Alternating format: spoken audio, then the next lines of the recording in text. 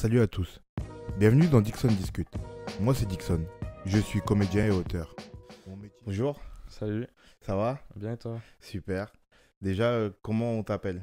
Abel, Abel? enfin Corvo. Corvo, c'est ton nom de domaine pour ton métier? Pour plusieurs personnes, ouais. Ok. Et qu'est-ce que tu fais? De la photo. T'es photographe? Ouais, Depuis quand tu fais ça? ça va faire 6 ans, 6 5 ans. Ça fait longtemps que tu veux faire ça ou pas? Ça fait longtemps que je travaille dans l'audiovisuel, ouais. Ça doit faire début lycée.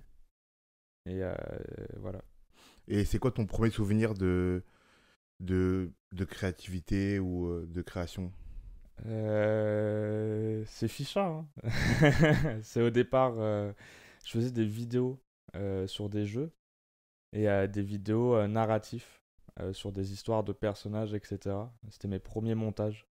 Je devais avoir 13 ans, je crois, un truc comme ça. Du coup, t'as commencé par la vidéo. Ouais, Et pourquoi pas avoir poursuivi dans la vidéo et avoir emboîté les pas de la photo? bah en fait, j'ai commencé en faisant de la vidéo quand j'ai eu mon premier appareil. Parce que ce qui me motivait, c'était de faire des clips. J'en ai fait. Et à la longue, c'est quelque chose qui m'a un petit peu fané. Et j'ai commencé la photo. Et ta famille, elle a pris comment le fait que tu as envie de faire de la photo? Bah plutôt bien, mais avec de l'inquiétude quand même, parce que bah, les métiers artistiques, il n'y a pas forcément énormément de débouchés, puis ça prend longtemps à venir. Ouais. Donc c'est souvent qu'il y a des petits rappels, ça se passe comment, etc. Mais ça va, il y en a pour qui ça serait pire. Tu t'es senti soutenu du coup. Oui, je suis quand même soutenu. Et tu, est-ce que tu vois une grosse différence dans ta manière de travailler enfin, même pas dans ta manière de travailler, plutôt dans ta manière de voir la création entre la photo et la vidéo? Non, non, parce que je trouve que les dieux, ils sont très intimement liés. En vidéo, par exemple, il y a des directeurs de la photographie pour des films, etc. Alors, est-ce que tu peux expliquer c'est quoi un directeur de la photographie, pour ceux qui savent pas? C'est un peu le gars qui va manager le placement des lumières, des caméras, etc. pour avoir une image avec un rendu photographique, quoi. Ça va être un peu son rôle. Et du coup, moi, je pense qu'ils sont très intimement liés en vidéo et en photo. Là, pour moi, la différence, ça va être l'équipe, toutes les disciplines qu'il y a, parce qu'en vidéo, il y a quand même beaucoup plus de disciplines qu'en photo. Et aussi parce que c'est un instant figé la photo, tandis qu'en vidéo, bah, il faut prévoir la captation, quoi. Mais c'est pour ça que les photographes, souvent, ils font une grosse différence, tu vois. Ils lient pas vraiment les deux. Pour eux, le fait qu'il y ait un instant qui est figé et que de l'autre côté, il y a un instant qui se déroule, ça change vraiment tout. Ouais, moi, c'est peut-être en ayant fait les deux que je vois les choses très liées. Mais je peux le comprendre. Je peux le comprendre. Je pense que quand c'est figé, il y a une différence au niveau de la difficulté, tu vois. Forcément, tu dois choper le bon moment. En vidéo, ça peut se faire aussi, mais si tu le fais mal, ça va pas se voir. Genre, il faut que ce soit filmographique, tu vois. Cinématographique. C'est-à-dire que tu veux dire que tu peux te permettre de mal faire dans la vidéo et pas dans la photo? Bah, je pense que tu as une marge d'erreur qui est quand même un peu plus grande, mais pas non plus énorme, tu vois. C'est là où on va voir des bons vidéastes et d'autres non. Mais est-ce que ça peut pas être une patte, ça, dans la photo, d'essayer de faire des photos un peu plus crues ou, j'ai pas envie de dire dégueulasses pour pas dénigrer ceux qui feraient ça, tu vois, mais un peu plus brutes, tu vois, avec moins de travail, moins de recherche, moins de précision de cet instant, tu vois. Ah oui, carrément. Si c'est assumé et que c'est bien fait, oui, hein. Genre, j'ai déjà vu des photos où il n'y a pas forcément énormément de retouches derrière, ou moins une composition moins travaillée, etc. Mais si l'instant il est là et que c'est beau et que ça parle, bah oui. Alors, tu parles de la composition. Souvent, on parle d'édit. Et je demande aux gens d'expliquer l'édit. Est-ce que toi, tu peux m'expliquer c'est quoi la composition? La composition, c'est quand tu vas prendre une image et que tu vas chercher à la composer. Donc tu vas la composer par la lumière, par le décor, le placement, toutes ces choses-là en fait que tu vas mettre dans l'image. Et toi, tu fais des compositions qui sont naturelles. Ça veut dire que tu utilises vraiment le décor qui est autour du sujet que tu photographies ou tu t'ajoutes des choses après? Ça dépend de l'inspiration que j'ai. Il y a des fois où je vais vraiment utiliser le décor urbain Et des fois, je vais être en studio, j'ai préféré utiliser des effets ou voir un peu travailler sur le fond, etc. Mais ça va dépendre de mon inspiration. Moi, j'ai vu ton travail un petit peu et j'ai l'impression, en tout cas en ce moment, que tu as une préférence pour la composition virtuelle, tu vois. Tu aimerais rajouter des trucs après. Tu as une préférence pour ça vraiment ou c'est juste qu'en ce moment, je travaille plutôt là-dessus? Et en ce moment, j'essaye de me former davantage sur le graphisme. Et donc, il y a de ça. Mais j'essaye d'alterner, en fait, de proposer un contenu à la fois qui soit sur du naturel et sur une photo, sur chaque shooting, j'essaye de choper un effet qui colle bien à la chose, tu vois. C'est-à-dire, Par exemple, s'il y a un portrait où je trouve qu'il va manquer quelque chose et un effet que j'aimerais pouvoir utiliser, bah, je vais le faire sur ce portrait. Ou des fois, une photo qui prête bien, qui a l'air mystique, etc., bah, je me dis, tiens, je vais lui foutre des yeux blancs, derrière, je vais faire ça, ça et ça. Et voilà. c'est quoi la plus grosse difficulté dans la recomposition virtuelle d'une photo? La recomposition virtuelle, pour moi, c'est d'avoir une bonne banque d'images. C'est ce qui me bloque un peu, c'est qu'en fait, pour composer une photo virtuellement, il te faut plein d'images, tu vois. Donc il faut choper une bonne qualité, les images qui te parlent, etc. Et ça, pour moi, c'est le plus relou. Après, il y a évidemment l'apprentissage de Photoshop, mais à la longue, tu t'y fais et tu te débrouilles. Et est-ce qu'on se sent tout autant photographe quand on, quand on utilise Photoshop à foison et qu'on recompose beaucoup les images que quand on utilise juste l'appareil et comment dire, qu'on retouche juste un peu? Est-ce que c'est vraiment le même travail? Non, c'est pas du tout la même chose. Enfin, si, c'est lié parce que maintenant, dans la photographie, il y a la retouche numérique, donc forcément, c'est lié. Mais pour moi, il y a vraiment deux catégories. Il y a les retoucheurs, il y a les photographes, tu peux faire les deux en même temps. Mais partie retouche, c'est du digital art, c'est vraiment du graphisme. Et donc il y a des gens qui font pas de photos, ils prennent les photos des gens et ils font des maquettes, ils font des covers et des trucs comme ça, quoi. Et est-ce que tu trouves ça beaucoup plus créatif? Ça m'intéresse ça. Est-ce que tu trouves ça beaucoup plus créatif de prendre une photo et de faire du digital art dessus ou de juste composer une photo sur l'instant avec ce qui se passe? C'est pour moi, je trouve que c'est beaucoup plus créatif parce que si tu as une idée en tête, bon, tu peux le faire aussi en photo, tu vois, tu vas en studio, tu fais ta composition, tu crées un décor, etc. C'est très honorable et c'est pas évident à faire. Mais tu es sur ta photo sur Photoshop, tu cherches tes images, tu peux faire ce que tu veux. Il y a des gens, ils partent loin comme ça. Ils te font des décors de fou, c'est génial. C'est quoi la photo qui t'a plus impressionné dans ce domaine que t'as vu, que t'as vu? J'en ai pas une en particulier parce que j'en vois trop. Mais j'arriverai pas à retrouver le nom du mec. C'est un mec qui fait que ça. Genre, il fait même des tutoriels sur YouTube. Des speed art aussi, je sais pas si tu vois ce que c'est. Non, du tout. C'est en une vidéo en 10 minutes où il accélère le temps de 5 heures de retouche, tu vois. Donc tu vois comment il a procédé. Et il te fait des décors, des mises en scène qui sont absolument magnifiques. Et t'as le souvenir d'une photo de lui, enfin retravaillée, qui t'a vraiment marqué? Non, là, comme ça, non. Je dirais que tous me marquent. Genre, Ah ouais? tellement c'est qualitatif, en fait. C'est le sommet de la pyramide, tu vois. C'est vraiment le type de retoucheur graphiste qui sait très bien gérer la chose. Tellement c'est magnifique, toutes les photos en général m'impressionnent. Est-ce que du coup tu pourrais un jour quitter le travail de photographe pour faire que de la retouche? Je pense qu'il y a plus de chances que ce soit ça que l'inverse, en tout cas. Je pourrais pas m'empêcher de retoucher, mais je pourrais m'empêcher peut-être de faire de la photo. Même si j'adore faire de la photo aussi. T'as découvert ça après, le digital art? Ouais, au départ, bah forcément, tu commences avec l'appareil photo, tu vois, donc tu fais tes petites photos, après tu te dis, mais il manque un truc, tu vois. Donc ouais, j'ai découvert en retouchant. Alors, qu'est-ce que tu penses peut-être que c'est une question que je me pose que moi, je sais pas, mais j'ai l'impression d'avoir déjà entendu ça. Qu'est-ce que tu penses du fait des gens qui pensent que quand tu as une composition naturelle qui est déjà très brute de décoffrage, tu vois, comme tu dis, une friche ou, je sais pas, un bâtiment délabré avec des graffitis et tout, qu'est-ce que tu, qu'est-ce que tu penses des gens qui disent que c'est dénaturé de accentuer ou retoucher ça à l'extrême? Je, je peux les comprendre, c'est forcément dénaturé. Parce que naturellement, quand tu vois la chose, bah, c'est pas comme sur mes photos, par exemple. Après, c'est vraiment une question de goût. J'ai des potes photographes, eux, ils détestent Photoshop et les retouches, tu vois. C'est leur choix et ils aiment leur art comme ça. Moi, c'est pas mon cas. Et du coup, c'est très personnel, tu vois, l'art et le contenu que tu vas créer. Moi, je leur répondrais que c'est chacun son style. Moi, ah oui, je fais pas des photos pour qu'elles soient naturelles. Sinon, toutes mes photos, tu peux les sortir du lot, tu vois. Genre, même au niveau de la retouche de peau, quand je vais avoir une idée ou que je vais faire un truc futuriste, un truc cyberpunk, etc., je vais me dire, la photo, elle va m'appartenir. La modèle, c'est un outil.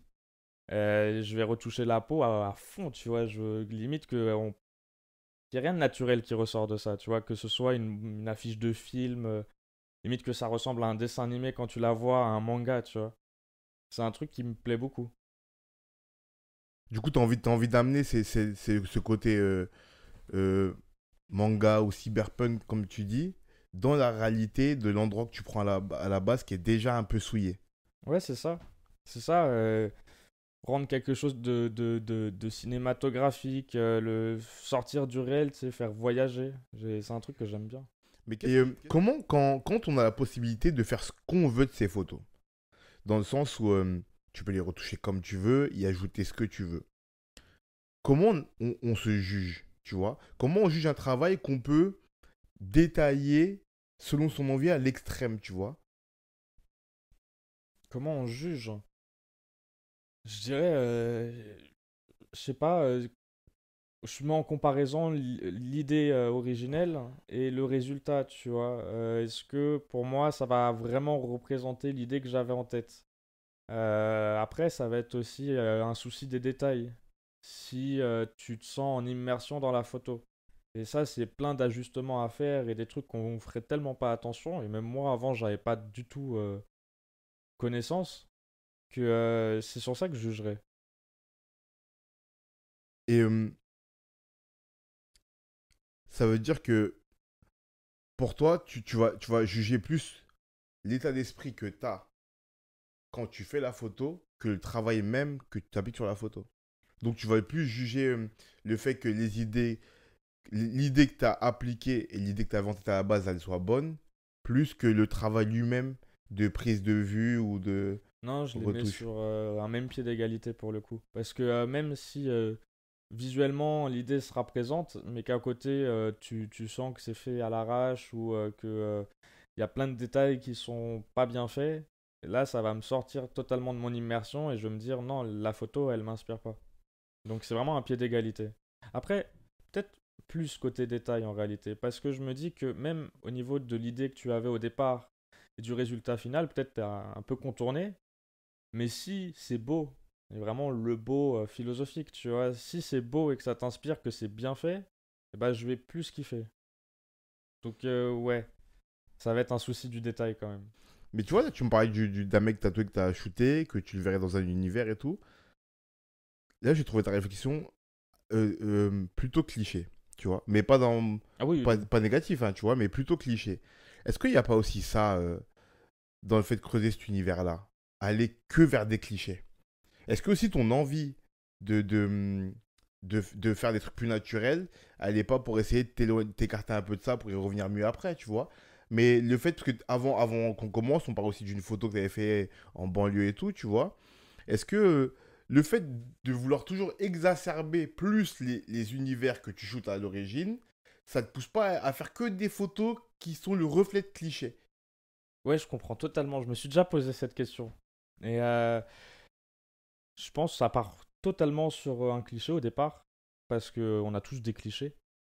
Mais par exemple, sur celle de la banlieue, pour contextualiser, bah voilà, c'est un cadavre sur une voiture brûlée. Euh, Ça fait grave cliché. Mais moi, c'est une image que j'ai en tête hein, et que je trouve belle. Juste au niveau de la beauté, tu vois. Genre au niveau du placement, etc. Et on pourrait faire autre chose. Mais j'ai l'impression d'avoir toujours vu les choses à la dure. Je sais pas, peut-être parce que je vis en banlieue, tu vois les choses à la dure, tu regardes tout le temps, tu vois au journal, on te parle de ça, alors que toi, tu vois que c'est pas forcément ça. Mais tu vois les choses à la dure. C'est vrai que des voitures brûlées, j'en ai vu plein, tu vois. Mais la banlieue, c'est pas que ça. Mais Mais moi, ça justement, m'inspire quand même quelque chose de dur, de brut, tu vois. Donc j'ai envie de faire un truc à la brute. Après, par exemple, pour revenir au mec tatoué, c'est vrai que ça fait cliché de partir sur un mec vénère. Et ce modèle-là, je l'ai shooté 2 fois. Et la troisième fois, si on le refait, j'ai envie justement de partir dans son monde, hein, ou peut-être pas, mais de changer de thème, tu vois. Pas forcément partir sur de quelque chose énervé, mais partir sur un truc à l'opposé. Genre, peut-être partir là, pour le coup, sur un truc bisounours, tu vois. Avoir quelque chose qui paraît brutal, enfin, un mec très tatoué, des yeux noirs, etc., d'Escarif, mais dans un univers à l'opposé. ouais, parce que le truc, c'est que c'est pas que tes photos seraient pas belles, tu vois. Mais moi, ce qui me ferait peur si je serais à ta place, c'est que j'arriverais plus à percevoir le monde réellement comme il est. Comme tu me dis, par exemple, t'as toujours habité en banlieue. Du coup, il n'y a pas de souci avec ça. Tu vois, tu connais ce dont tu parles. Et tu sais que c'est pas que le cliché. Hmm. Mais comme tu as cette envie d'aller vers le brut, je prends cet exemple-là, mais j'aurais pu prendre d'autres exemples, hein. Mais comme tu sais que tu as envie cette envie-là d'aller vers le brut et tout, tu vas faire que des photos qui sont plutôt clichés de la banlieue. Et du coup, tu représenteras même pas la vérité que tu connais, tu vois. C'est ça, moi, qui me ferait peur si je serais à ta Hmm. place. Je me dirais, est-ce que j'arrive à... Du coup, est-ce que j'arrive à faire percevoir le monde comme je le vois vraiment? Hmm. Pour l'instant, je fais des photos vraiment dans un cadre très esthétique. Genre, je suis pas, j'ai pas envie de mettre des grosses idées sur mes photos ou de montrer une vérité. Moi, c'est pas mon but de la photographie, en tout cas pour l'instant. Ça m'intéresse en réalité. Mais j'attache une valeur tellement importante à ça, au niveau du message, que si je le fais, j'ai envie que ce soit fait, mais à la perfection. Je veux que cette photo, elle représente à la perfection l'idée, tu vois. Et ça demande du travail, de beaucoup de réflexion, etc. Et c'est encore quelque chose que j'ai pas fait. La photo que je te parle pour la voiture, c'était dans le cadre d'un concours pour changer les idées de la banlieue. Bon là, en l'occurrence, c'est... Bon, ça a pu rater. Ouais, Bon, la exact. photo n'est pas ratée, mais l'idée est ratée.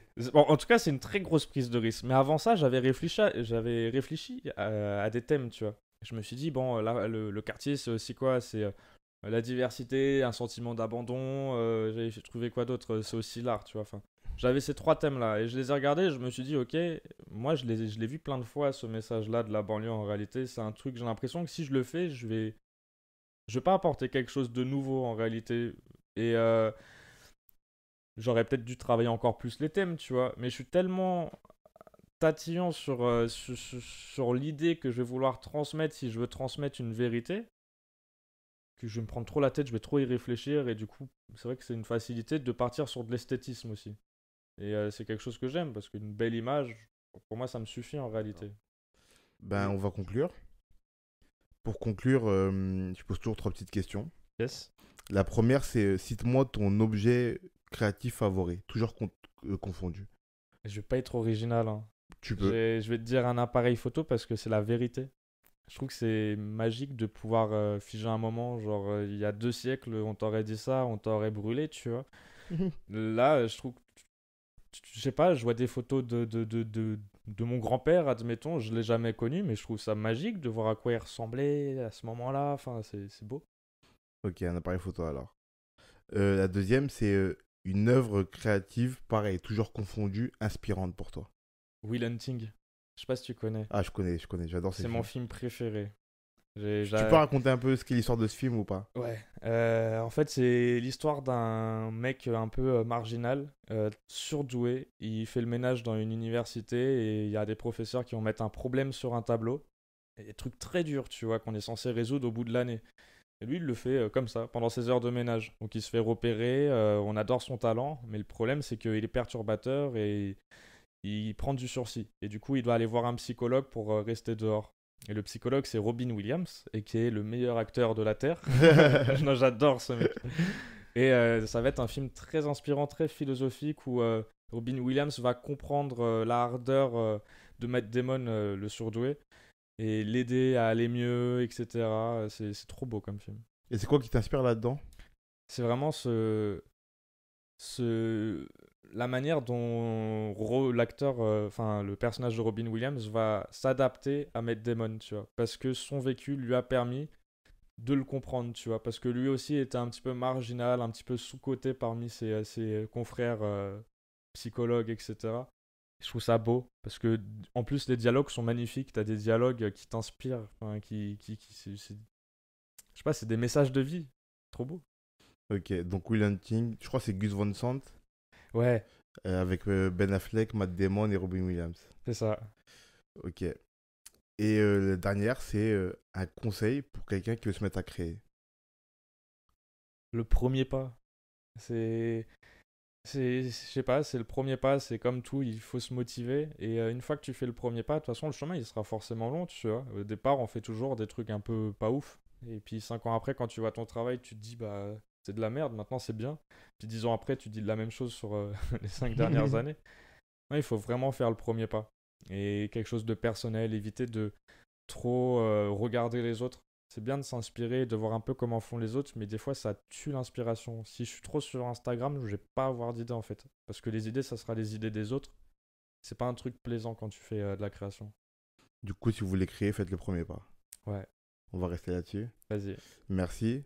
On mettra dans la bio le lien vers ton Instagram pour que les gens voient ton travail de composition. Et merci d'être venu. Merci à toi. De rien. À la prochaine. À la prochaine.